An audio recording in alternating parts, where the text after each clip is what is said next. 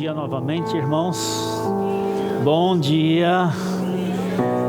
Hoje não está tão frio como os outros domingos passados, né? Olha como é que eu estou aqui, ó, né? Nem blusa eu trouxe hoje.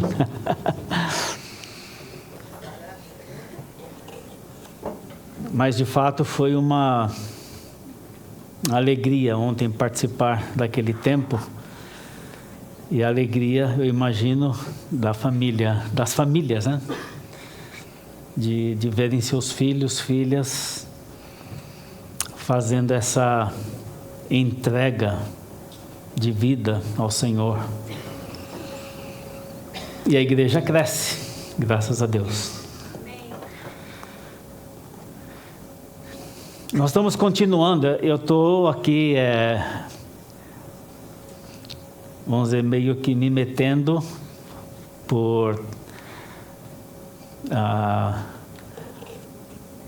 a pedido do Rogério, especialmente, me metendo nessa série sobre ansiedade.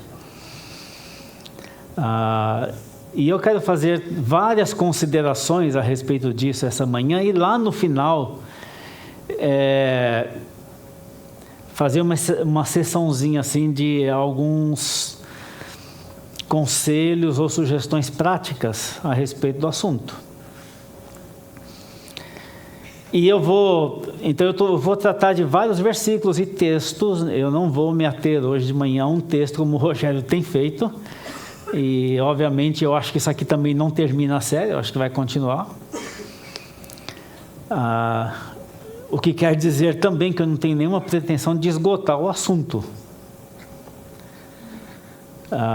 aqui hoje de manhã, mas contribuir para aquilo que vem sendo ensinado durante já hoje é o 4º domingo, né? A respeito disso, e que isso possa realmente produzir em nós o que deve produzir em nós, de sermos crentes, filhos de Deus, vivendo em paz, como nos é recomendado nas Escrituras. Então, por isso, eu vou de novo dar algumas, porque o meu tema hoje é fé versus ansiedade. Então, quando é versus, você já sabe que elas são opostas. E eu já vou adiantar, elas não funcionam juntas. Não tem como fé e ansiedade funcionar juntos. Elas são opostas. Então eu vou trazer de novo algumas características mais da ansiedade para falar da fé também, um pouco de definição a respeito. E a gente se localizar novamente, o que eu vou falar aqui não é nada novo, mas nos localizarmos novamente nessa questão. Porque é muito importante que, à medida que a gente vai sendo ensinado sobre esse assunto, nós consigamos nos localizar nisso aqui. Aonde é que nós estamos?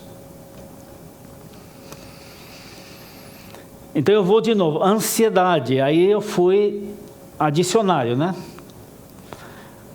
Dicionário da língua portuguesa. Desconforto físico e psíquico. Agonia, aflição, angústia, medo, receio, impaciência.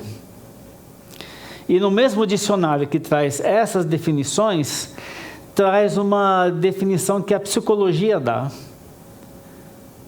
E então eu tenho que dizer que é do dicionário porque eu não sou psicólogo, né? E nem quero tomar o lugar de nenhum. A psicologia dá esta definição para a ansiedade: condição emocional de sofrimento definida pela expectativa de que algo inesperado e perigoso aconteça, diante da qual o indivíduo se acha indefeso. Aí eu fui também dar uma olhada num dicionário que traz o sentido original das palavras, um dicionário etimológico, que diz que a ansiedade é o pavor inquieto de algum mal incerto. O pavor inquieto de algum mal incerto. O que isso quer dizer, então, é que a ansiedade tem a ver com o futuro, o que não aconteceu ainda. Não tem como ficar ansioso pelo ontem, porque já passou. Então, a ansiedade tem a ver com alguma coisa que ainda não aconteceu, tem a ver com o futuro, com algo que ainda não aconteceu, algo que não se concretizou, mas que traz sobre a pessoa ansiosa todas essas manifestações descritas aí. A ansiedade, então, está diretamente relacionada ao futuro, seja um futuro próximo, logo ali, daqui a algumas horas, o dia de amanhã, seja ele próximo ou distante. Algo que causa ansiedade para um futuro mais distante de nós. A semana passada, domingo passado aqui, quando nós chegamos, acho que foi quando nós chegamos, até meu irmão estava aqui conosco, e o celular caiu da minha mão, caiu no chão assim, virado para baixo, não quebrou nada assim aparentemente, mas quando eu cheguei em casa, eu sabia que ele estava funcionando, mas a tela estava apagada, né? E eu falei assim, e agora? Porque o problema desses celulares que nós temos é que a gente coloca metade da vida lá dentro e depois, quando ele se vai, a gente fica em apuros. Então é banco, não sei, é tanta coisa que está ali, né, num equipamento tão pequeno. Aí não funcionava e eu fiquei pensando, o que vai ser, né? E eu dormi pensando, eu preciso consertar o celular, porque tem coisas que eu preciso fazer e tem que fazer pelo celular. Tipo, contas para pagar. Né? Nunca é a receber, é sempre a pagar, né? E eu me lembro que eu acordei de noite pensando um pouquinho a respeito disso, depois eu pensei assim, eu orei mesmo, pedindo que o Senhor me ajudasse a resolver. Quer dizer, é um negócio assim. Aí no outro dia, andamos perguntando para várias pessoas quem é que conserta celular. Aí o Ricardinho falou assim, aí mesmo, ó, na Bélgica, aí na sua vizinhança, né? Fui lá na loja de um marroquino. Ele foi lá, abriu o celular e falou assim, olha, o que aconteceu foi o seguinte, não quebrou a tela nem nada, só desconectou a tela do restante do celular. Espera aí que eu já vou consertar. Ele consertou, me cobrou R$30, colocou outra película mais R$30, estava resolvido o problema do meu celular.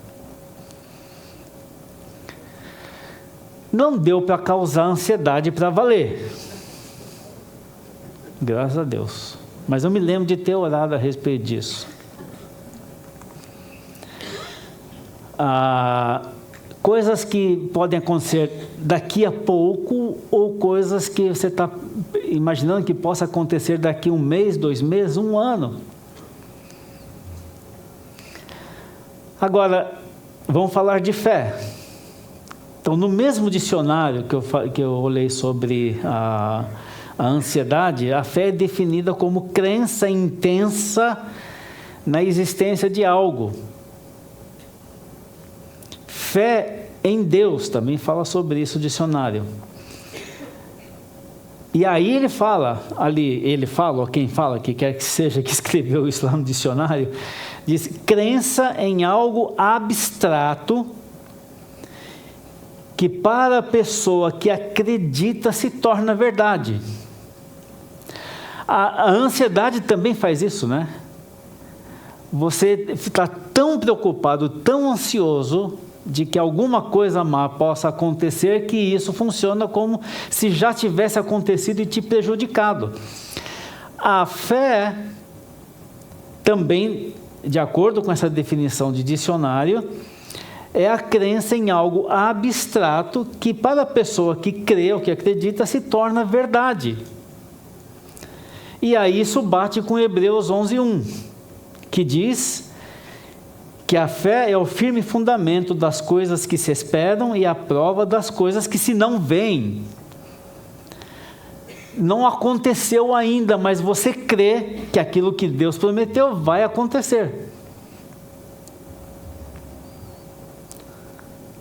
E aí então nós temos histórias e exemplos, por exemplo, de mães que oram anos a fio por seus filhos incrédulos, crendo que Deus deu uma promessa de que esse filho vai se converter.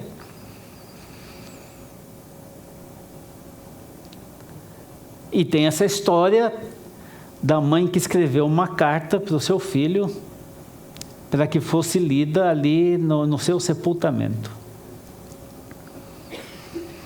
E a carta, então, foi lida ali antes de baixar o caixão para o sepultamento. A carta foi lida e a carta dizia, era uma carta da mãe para o filho, dizendo que eu orei a vida inteira para que você se convertesse e tudo mais, e agora estou sendo sepultada na esperança de que, mesmo depois da minha morte, você vai se converter. E ali, naquele lugar, o filho se converteu por causa dessa carta que a mãe escreveu antes. É a prova das coisas que se esperam e a prova das coisas que se não veem. Portanto, a fé também está relacionada com o futuro. Então, ansiedade e fé, os dois estão relacionados com o futuro, seja alguma coisa próxima ou distante. A fé também está relacionada com alguma coisa não concretizada e nem realizada. E no mesmo texto de Hebreus capítulo 11, um pouco mais para frente, vai dizer que sem fé é impossível agradar a Deus. Então a gente não agrada a Deus só porque a gente diz que é crente. A gente agrada a Deus porque a gente vive por fé. Portanto, a diferença entre fé e ansiedade é que o ansioso teme o futuro por sua própria incapacidade de controlá-lo. É isso que a ansiedade faz. A pessoa acha que ele pode controlar o que está para acontecer, mesmo que quando não acontece, né? O Rogério deu aqui aquelas estatísticas de probabilidades. Quando foi mesmo? Não sei se você se lembra. Mas a porcentagem, né, de probabilidade de coisas que acontecem, que a gente fica preocupado. Oi? 90%. 90% não acontece.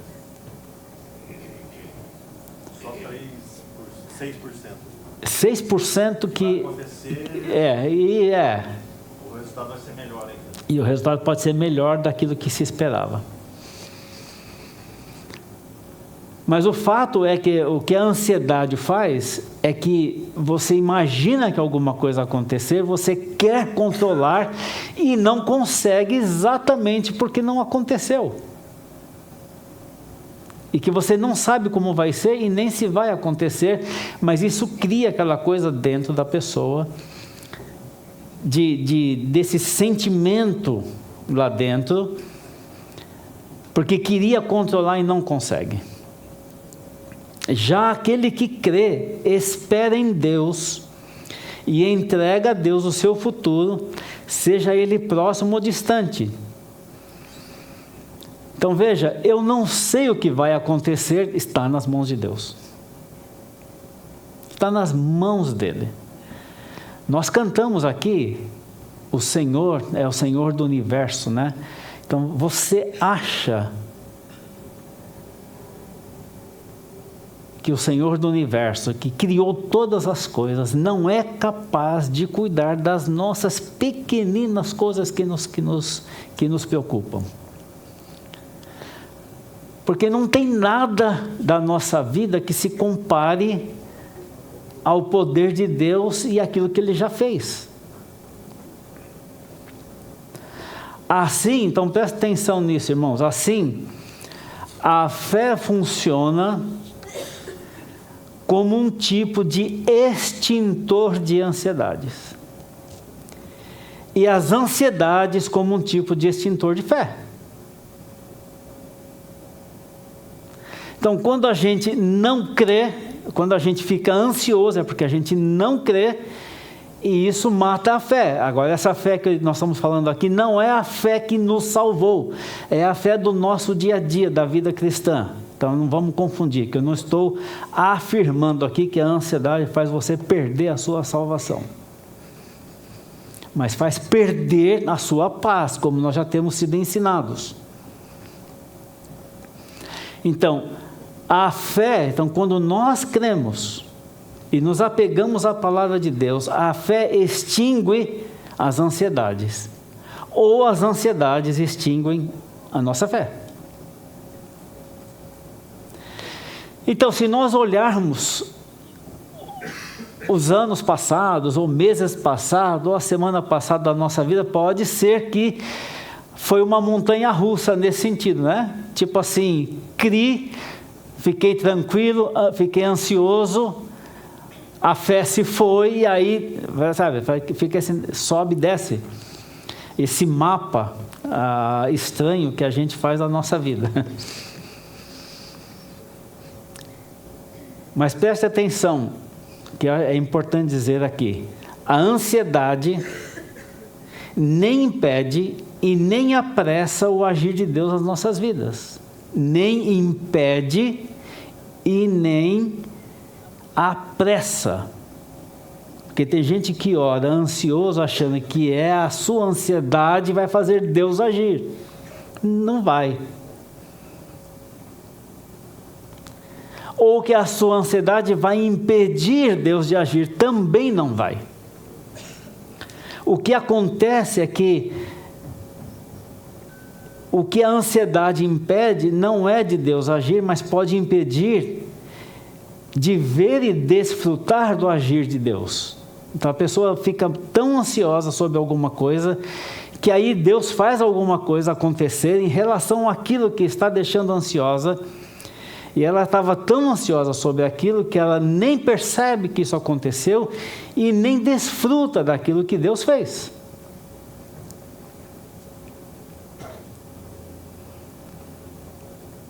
Porque, enfim, a ansiedade tem sua raiz na incredulidade. Deus não é capaz de cuidar dos meus problemas, então eu tenho que cuidar por mim mesmo. A fé também não apressa o agir de Deus. Ao contrário, ela nos faz crer que Deus tem o seu próprio tempo de realizar tudo que diz respeito a nós. E por isso mesmo podemos esperar tranquilos e confiantes que no tempo de Deus tudo se resolverá. Aquele que assim crê sempre vê e sempre desfruta do agir de Deus, porque aí a fé, quando as coisas se realizam, a pessoa está tranquila em relação àquilo e ele desfruta plenamente, ele percebe tudo o que aconteceu e desfruta plenamente daquilo que Deus fez. E isso é muito bom. Aí eu vou pegar alguns exemplos bíblicos aqui a respeito disso. Então, o exemplo de Davi, em Salmo 138, versículo 8, diz o seguinte, é um salmo bom de ler inteirinho, né? É um salmo curto, mas nós vamos enfatizar aqui o versículo 138, o versículo 8 do Salmo 138, que diz assim, a primeira parte, o que a mim me concerne, o Senhor levará a bom termo. O que diz respeito à minha vida, o Senhor vai dar um fim que Ele mesmo quer dar, e o fim que Deus quer dar às nossas vidas é necessariamente bom, independentemente da forma que a nossa vida cabe, irmãos. Independentemente de como ela termine, num acidente, num ataque cardíaco, numa doença prolongada, o que seja. Ou você dorme e quando você acorda de manhã você já viu que morreu, né? Como disse alguém, né? O sujeito dormiu, quando acordou de manhã viu que estava morto, né?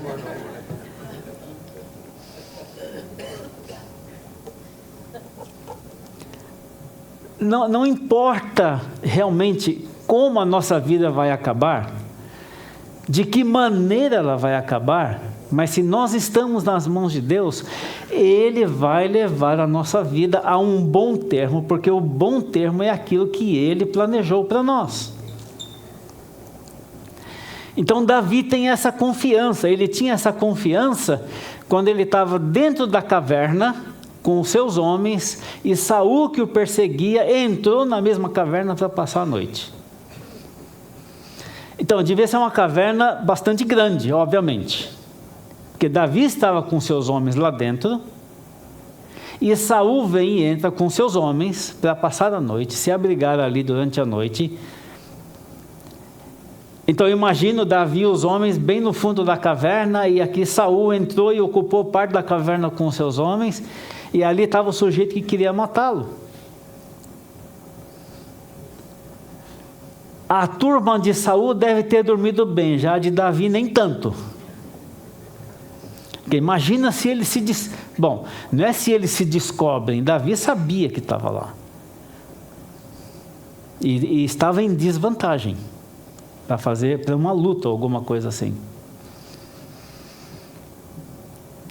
E aí de noite está todo mundo dormindo, Davi se levanta e vai lá perto de Saul, sono pesado. Então Saul parece que não estava ansioso, né? Estava dormindo bem.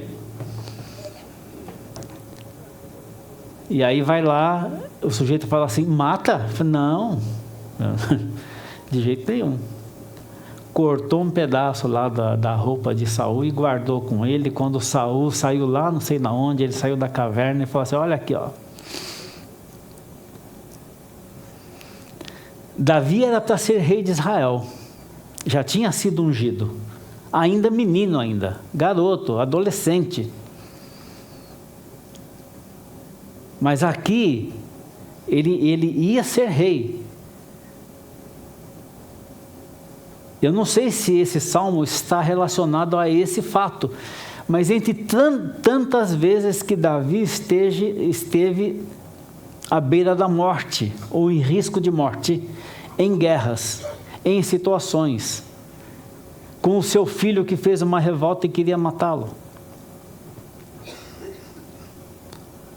com Saul perseguindo. Ele diz assim, o que a mim me concerne, o Senhor levará a bom termo. A tua misericórdia, ó Senhor, dura para sempre, não desampares as obras das tuas mãos.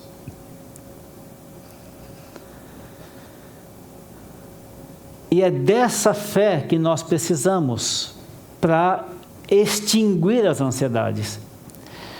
Tudo que diz, se minha vida está nas mãos de Deus, tudo que diz respeito à minha vida, o Senhor vai levar a um bom termo. Não sei até quando, até onde, nem como, mas o fim que Ele tem para a minha vida, ou tudo que Ele quer fazer na minha vida, até o fim da minha vida, é bom, é excelente, é ótimo.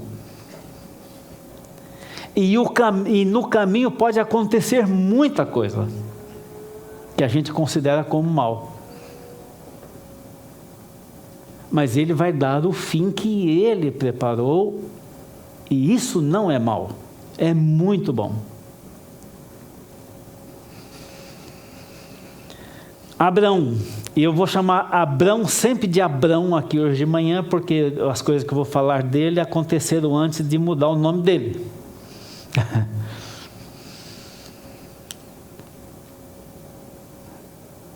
Em Gênesis 15:6 nós lemos: ele creu no Senhor e isso lhe foi imputado para a justiça.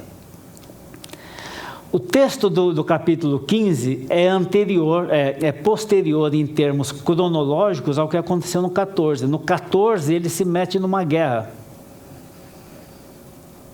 Abrão se mete numa guerra, ele tinha 315, alguma coisa assim, homens de guerra com ele, que fazia parte do seu pessoal. Então, quando Abraão se movia, gente, devia ter pelo menos 1000 pessoas se movendo junto com ele. De toda essa gente, ele tinha aí mais de 300 que podiam guerrear.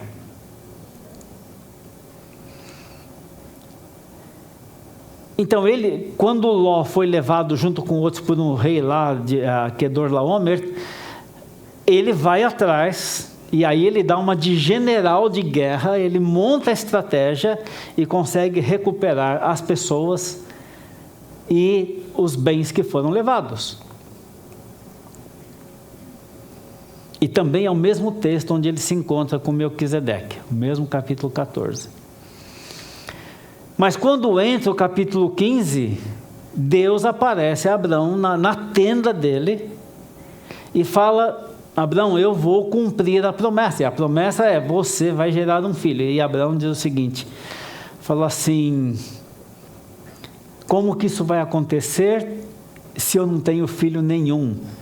Eliezer vai ser o meu herdeiro, que era o mordomo, o empregado de confiança dele, o servo de confiança dele. Deus disse: não, você vai gerar um filho. E aí tem esse versículo 6, que não foi Abrão que disse isso aqui. Ele não disse: eu criei no Senhor e isso me foi imputado para a justiça. Isso aqui Moisés escreveu muito tempo depois, e Deus revelou isso para Moisés. Então esse testemunho de que ele creu no Senhor e isso lhe foi imputado para a justiça, foi dito por Moisés, escrito por Moisés, mas o testemunho é de Deus. O que quer dizer que, em relação a esse assunto de gerar um filho, que Deus tinha prometido, nesse ponto da vida de Abrão, ele creu definitivamente que isso ia acontecer. Ou seja, daqui para frente ele não duvidou mais disso. Olha, quando isso aconteceu, veja só, a vida de Abrão, ele é chamado com 75 anos de idade. Você fala assim: já foi chamado velhinho, né? Porque eu nem cheguei lá ainda. Mas eu não vou viver o que ele viveu, porque ele foi até 175 anos. Então, a carreira de Abraão, desde que ele foi chamado, é de 100 anos. 100 anos. Sara, por sua vez, era 10 anos mais nova que ele. Ele gerou Isaac quando tinha 100 anos de idade. Portanto, 25 anos depois do seu chamado e de quando as primeiras promessas lhe foram dadas. 25 anos. Então, quando Moisés escreveu esse testemunho sobre a fé de Abrão, Abrão, nessa altura aqui, ele tinha entre 85 e 86 anos. Portanto, ele esperou mais ou menos 15 anos, desde essa promessa, até que ele gerasse Isaac.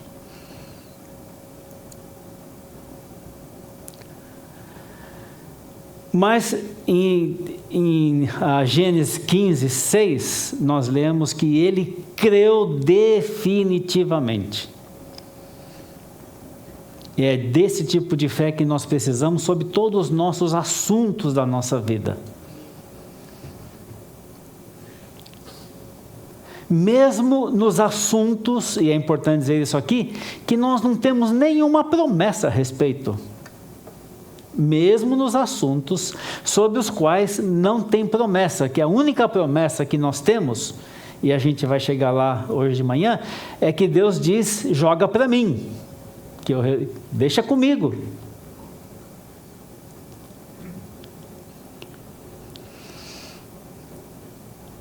Abrão, quando Deus vem ao encontro de Abrão no capítulo 15, é óbvio que ele estava ansioso a respeito dessa questão, porque ele acabou de ir para uma guerra que ele mesmo podia morrer.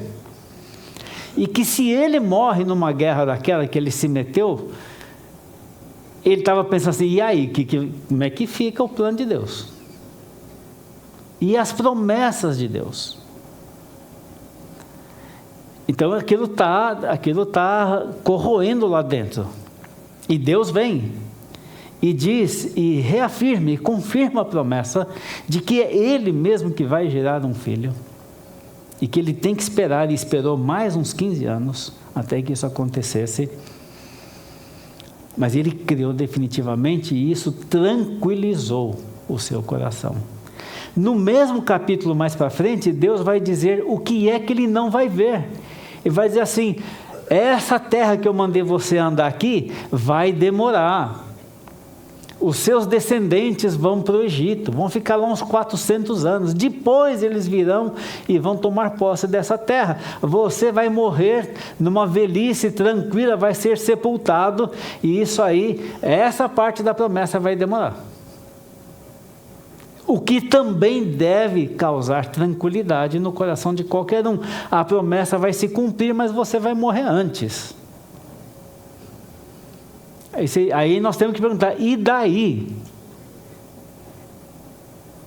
Porque Deus vai cumprir.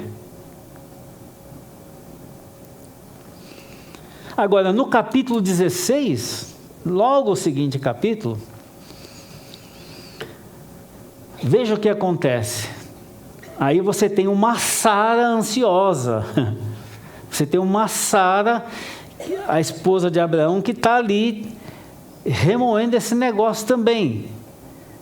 Então, se Abraão estava aí na faixa de 85 para 86 anos, ela estava na faixa de 75 para 76 anos. Envelhecendo, estéril, sem poder gerar um filho, tendo a promessa de que ia gerar, mas envelhecendo. E lembra, ela deu à luz a Isaac com 90 anos. Olha lá, a dona Irani já ficou animada.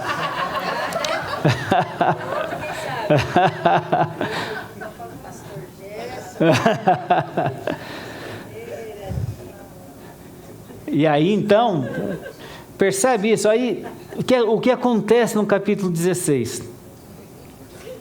Abraão, que creu definitivamente, e ele não ia mais se preocupar com isso, ele não ia mais ficar lembrando a Deus disso e tudo mais, porque ele creu, conforme 15:6, no capítulo 15, versículo 6. Mas ele acha que ele pode resolver a ansiedade da esposa. Olha, o texto é breve. A Sara falou assim para Abraão: está aí minha serva Agar, você tem relação com ela, gera um filho com ela, e isso vai ser o filho da promessa. É isso que ela está dizendo. E Abraão não diz para ela: olha, recentemente Deus falou comigo que eu vou gerar um filho com você. Bom, isso aqui deve ter esquentado mesmo para valer essa história aqui. Para no fim Abraão falar: tá bom.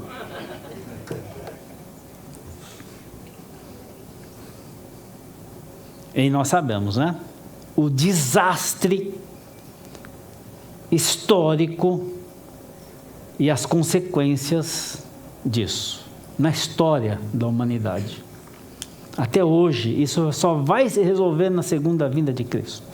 Esse problema que o homem de Deus criou lá por ceder a ansiedade, tentar resolver, não sendo Deus, tentar resolver a ansiedade da esposa.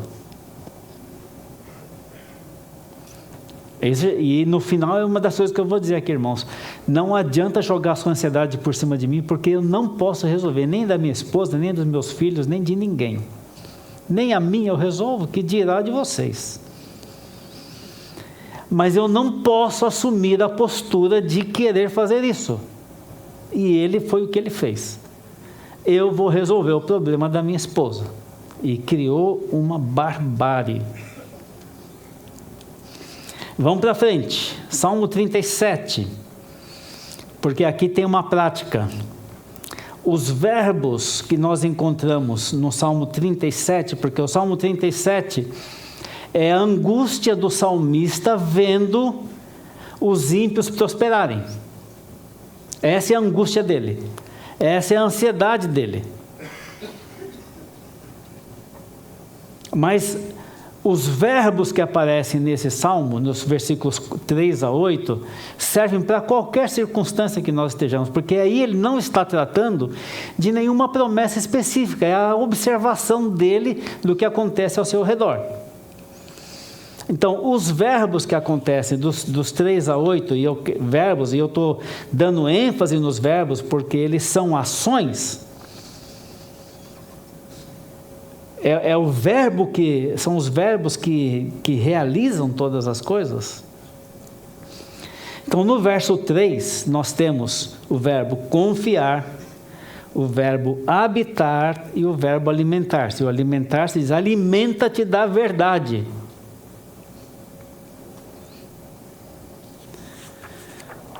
No verso 4, nós temos o único verbo, agradar-se do Senhor.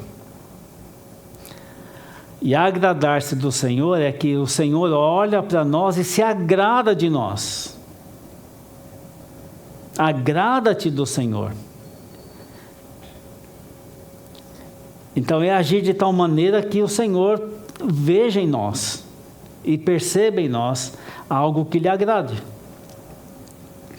No verso 5 fala sobre entregar e confiar. Entrega teu caminho ao Senhor. Confia nele, e o mais ele fará. Entregar e confiar. No versículo 7 tem descansar, esperar e não se irritar. A ansiedade provoca irritação nas pessoas. No verso 8, ele fala para não se irar, abandonar o furor e não se impacientar. E são os verbos do Salmo 37. Se eu não me engano, no Salmo 73, ele também trata a respeito disso. E lá, ele também está tratando, no seu interior, sobre esse problema da prosperidade dos ímpios. E ele diz, finalmente eu fui à presença de Deus, e aí eu vi o que vai acontecer com eles e fiquei tranquilo.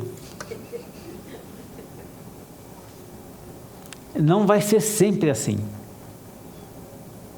Então não tem inveja, porque essa coisa, não inveja eles, porque o fim deles não é bom.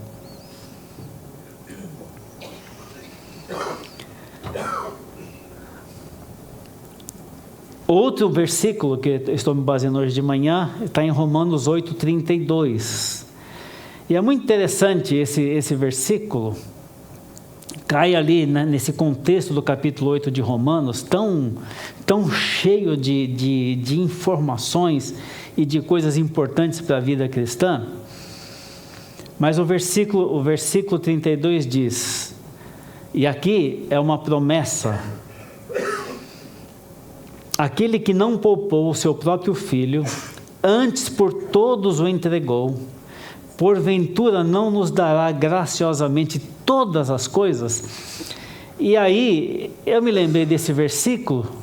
Eu não sei aqui quem já leu o livro A Graça Futura, do John Piper. E aí eu me lembrei de algo. Eu li o livro, tem quase 400 páginas. E eu li alguma coisa que me ficou guardada na mente, mas não de forma completa. E aí ontem eu resolvi procurar no livro o que é que eu queria para falar para vocês hoje de manhã. Mas o livro tem quase 400 páginas, eu não tinha ideia onde é que aquilo estava. Mas eu achei. Achei assim, Senhor, me ajuda a achar isso aqui, porque tem 20 não sei quantos capítulos, né, o livro. Então, se alguém tiver interessado, se tem um livro em casa, o que eu vou falar aqui está no capítulo 8 do livro, porque aí ontem eu achei esse negócio. Mas aí ele diz que, para ele, o autor do livro, ele considera essa como a promessa mais importante de toda a Bíblia. Sobre todas as outras promessas que Deus nos dá, de confiar nele, de que ele resolve as coisas e tudo mais, ele fala assim, que ele considera essa como a maior e principal, como assim a pedra, o diamante de um anel de ouro. E aí ele explica por quê. Então eu vou... o título daquele capítulo, se eu não me engano, é A maravilhosa lógica do céu, alguma coisa assim, o título do capítulo 8. Mas ele trata de dois textos que eu vou trazer aqui rapidamente.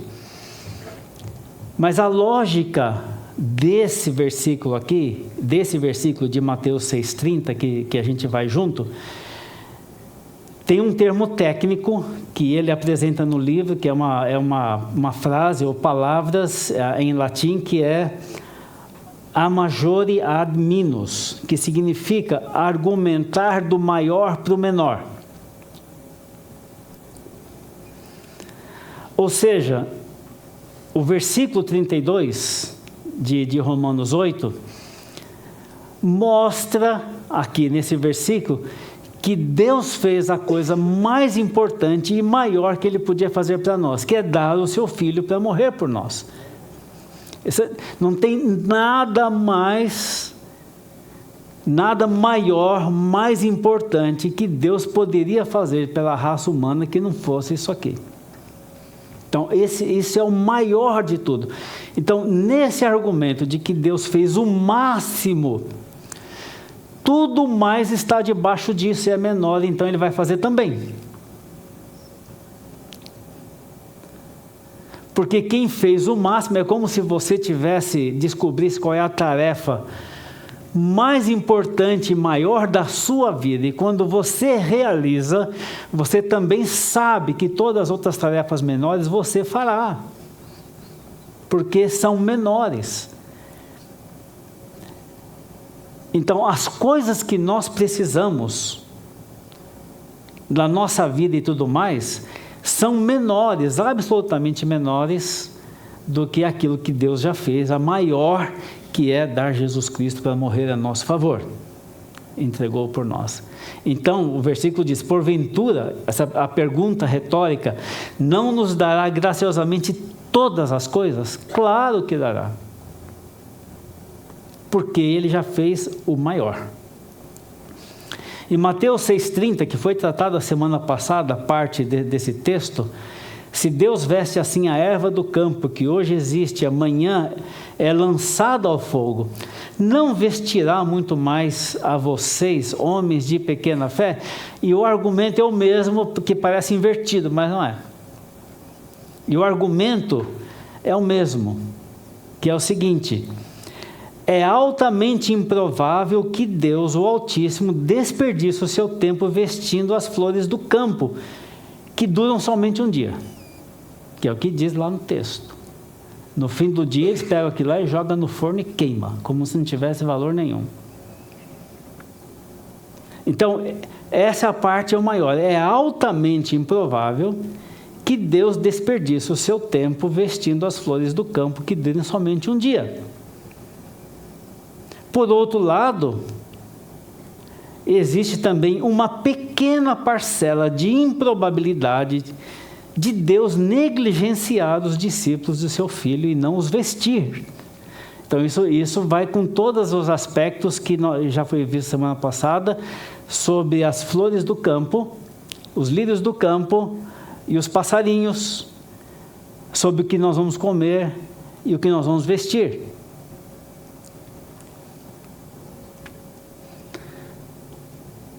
Ou seja, quando Deus faz o máximo, então, tipo assim, o argumento é exatamente esse. Você acha que você vai ter problema de ter roupa, sendo filho de Deus, e poder se vestir? Porque Ele já vestiu o lírio do campo. Ou que você vai se preocupar demasiadamente com a sua comida, se ele alimenta passarinho?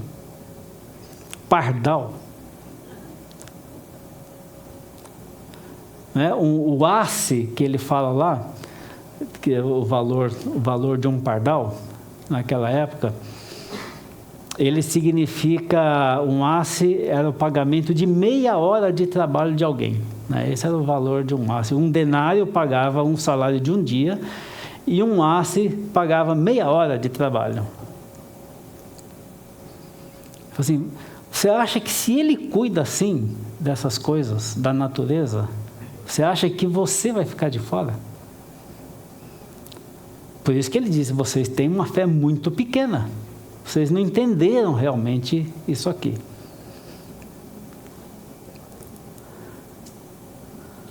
Outros versos chaves da Bíblia, eu estou lá olhando o famoso relógio. 1 Pedro 5, 6 e 7 diz assim: humilhai-vos, portanto, sob a poderosa mão de Deus, para que Ele em tempo oportuno vos exalte, lançando sobre Ele toda a vossa ansiedade. Porque o quê? Porque Ele tem cuidado de vós.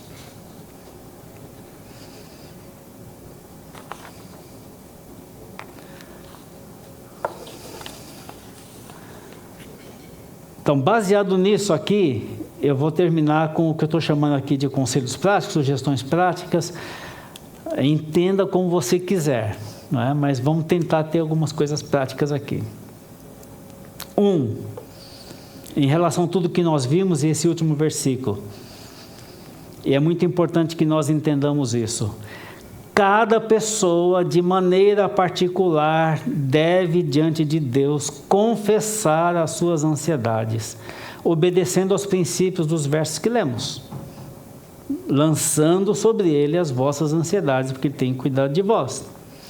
O ato de confessar, ou seja, de concordar que existe uma ou mais ansiedades te perturbando, isto por si só, ou seja, o fato de lançar isso diante de Deus, para Ele, deve gerar obediência, de lançar sobre Deus estas coisas, e pela fé, porque se você ler o livro Graça Futura, você vai perceber que ele fala muito de fé.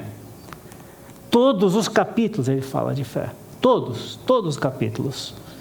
Todas as aplicações está falando de fé.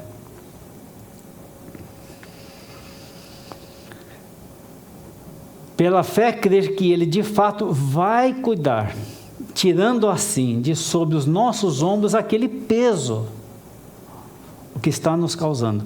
Então, o lançar só é efetivo se o resultado for o alívio que deve seguir-se a esta ação. Se você lançar e continuar ansioso, você não lançou coisa nenhuma. Esse é o raciocínio da coisa. Agora, veja só, o princípio que eu estou falando aqui é o seguinte: cada um lança a sua própria ansiedade para Deus, particularmente. Não adianta lançar para mais ninguém, porque não vai resolver. E não adianta envolver não sei quanta gente na sua ansiedade, porque também não vai resolver. E se alguém tentar resolver a sua ansiedade, vai fazer que nem Abraão. Vai criar um problemão, possivelmente.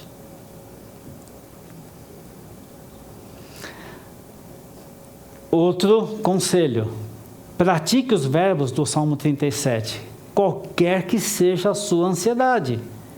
Entrega, confia, descanse. Não se irrite, não se ire, não se impaciente. Lança.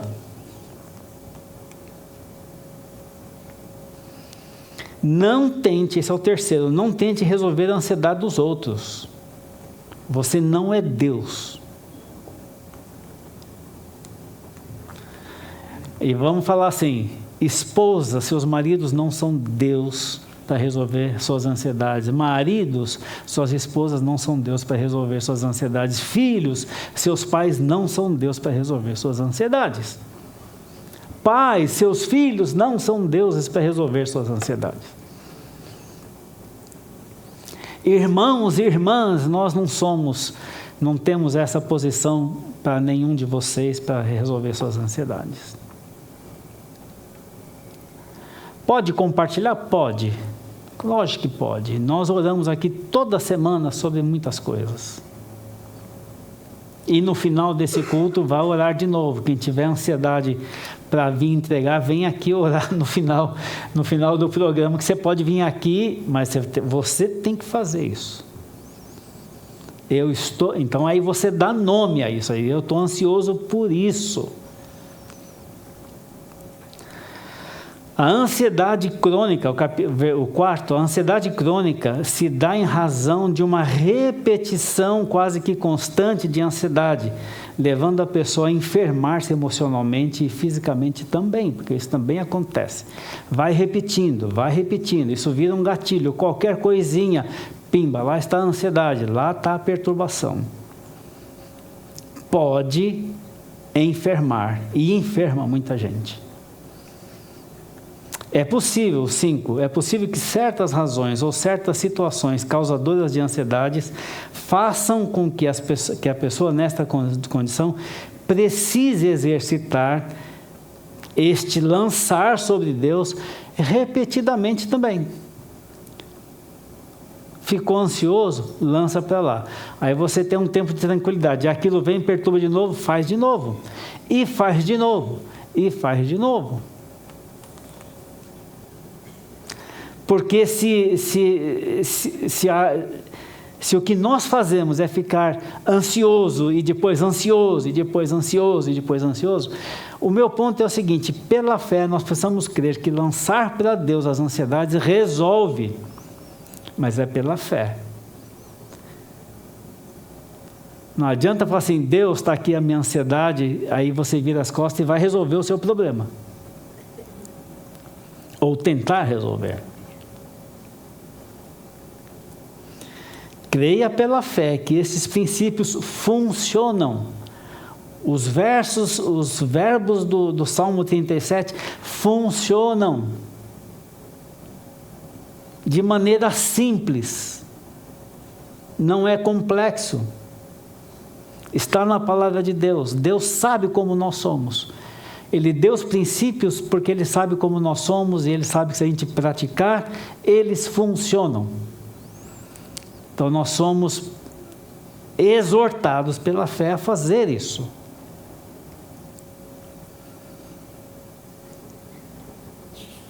E aí a pergunta final é: essa batalha é uma batalha da mente. Quem vai ganhar na sua cabeça isso aqui?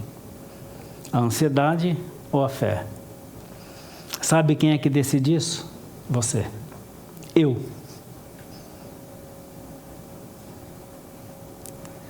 Mesmo as ansiedades causadas por outras pessoas, porque isso também acontece. Você tem ansiedade que o patrão causa, que o professor causa, que o marido causa, que não sei quem causa, mas a ansiedade é sempre sua. A batalha está na mente. E nós podemos decidir ter fé ou ficar ansioso. Nós decidimos isso. Obrigado, Senhor, pela Tua palavra, por esses conceitos. Nos ajude a discernir como é que nós estamos. E ao discernir como é que nós estamos, nós decidamos agir pela fé naquilo que nos perturba no nosso dia a dia, seja o que for que esteja acontecendo conosco. Em nome de Jesus. Amém.